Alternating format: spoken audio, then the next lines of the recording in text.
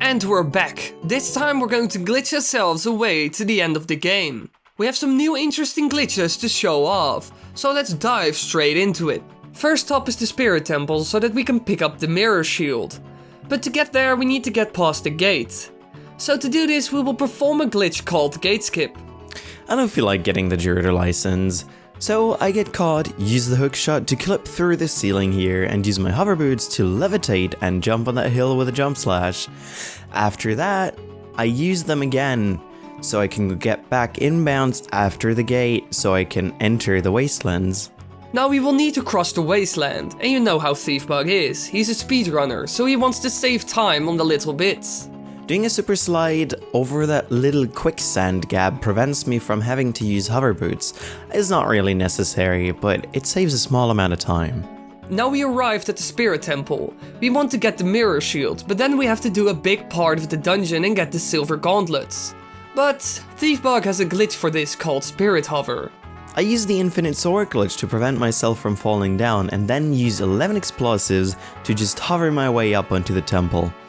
Here, I'll walk up a little, and once I'm high enough to reach the Silver Gauntlet chest with my hookshot, I can perform another super slide.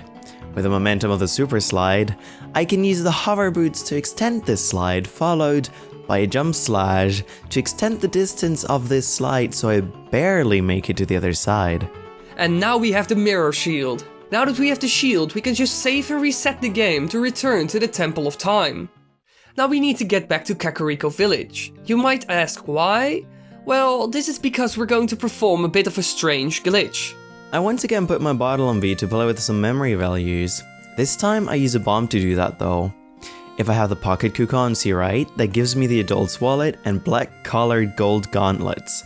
By the way, gold gauntlets exist in a lot of colors, such as black, gold, blue, green, and bronze.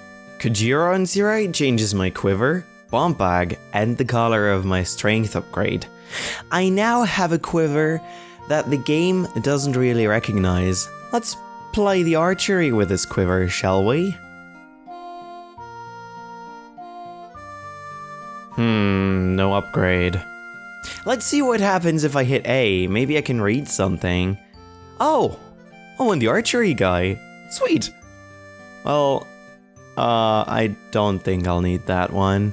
Well, even I didn't expect this. We'll just leave him there, I guess. Nothing left to do about it now. Now we need to get some things before we can go on. We need to get the Spiritual Stones and the Song of Time because we need to open the Door of Time later in the game. To do this, we need to get the Odd Potion. As you can see in my inventory, I only have the Goron Ruby. By dropping bugs here with having the Odd Potion on C right, I give myself all the Child Stones and the Song of Time. We'll need that later. We also need to get Zelda's Lullaby. To do this, we need to finish the side quest and get the Poacher's Saw. For the last part of Reverse Bottle Adventure we're doing, we're gonna write ourselves a few songs into the inventory. Especially Zelda's Lullaby will come in handy. Now that we have Zelda's Lullaby, we can get some magic, which is going to be useful. Now we will get on with our new challenge. The Fire Temple, without Goron Tunic. First, I drop a fish and then I recatch it again. So I can start a cutscene with a fish and interrupt it again with my shield. This is called Time Stop. When done right, this can prevent the camera from doing certain actions and stop cutscenes from playing. Here, I use it to delay the arena's text so my heat timer stops, and I can exit the room without dying. Not having the Goron tunic makes this temple really strict. I'm wearing hover boots to not get damaged from the lava so quickly so my heat timer stays as long as possible. When hitting the ocarina mid-air, the timer stops until I land. All this together helps me to barely make it to that room that isn't dangerous to me anymore. Now I perform a clip to skip a puzzle, where I position a bomb at the very specific spot so it pushes me between the block and the wall, which leads to me getting pushed through the wall and jumping to the other room. Here I can use the switch and free the Goron. Get the hammer real quick.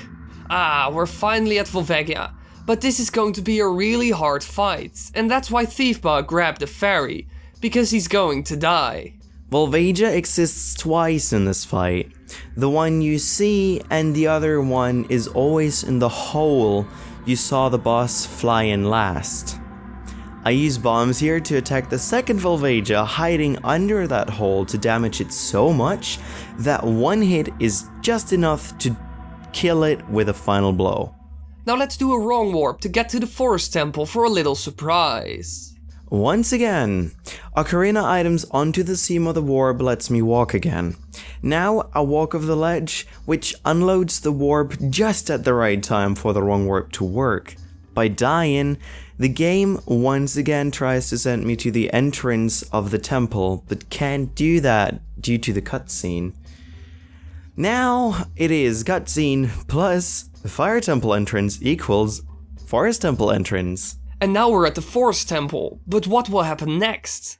Well, go to our new channel all about glitches and speedruns to see the final part, where we finish everything and kind of fuck up the game. We're going to watch a couple of glitched cutscenes and way more strange things. Believe me. Click here to go to the last part of the series, it's up already, and why not subscribe while you're there?